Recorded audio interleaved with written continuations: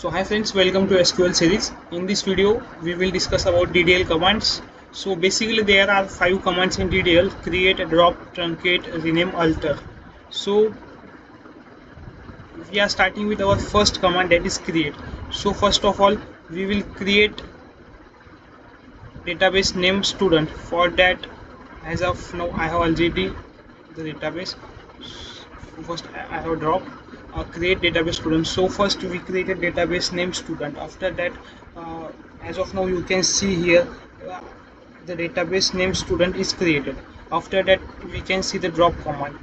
So the database name student is dropped, means there is no schema or data remains in the database. The whole data schema of the student database is now deleted. After that we see the truncate command. So for that we will use college database which I have already created. So in this database I have tables name, card, student data, teacher, etc. For that, as of now you can see from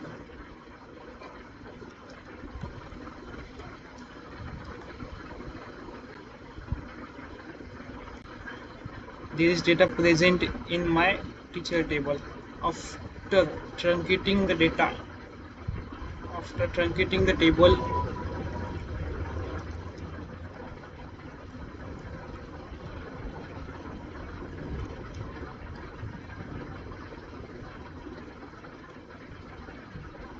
teacher, we can retrieve data from teacher table.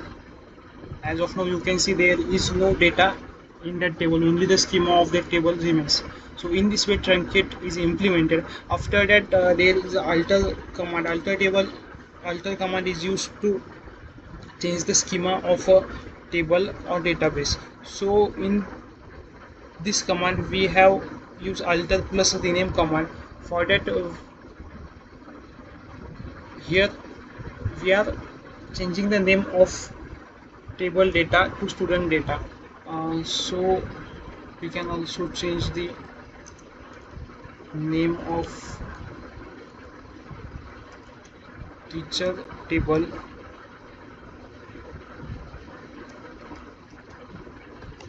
to teacher data. So the teacher table name is renamed to T data. We can validate it as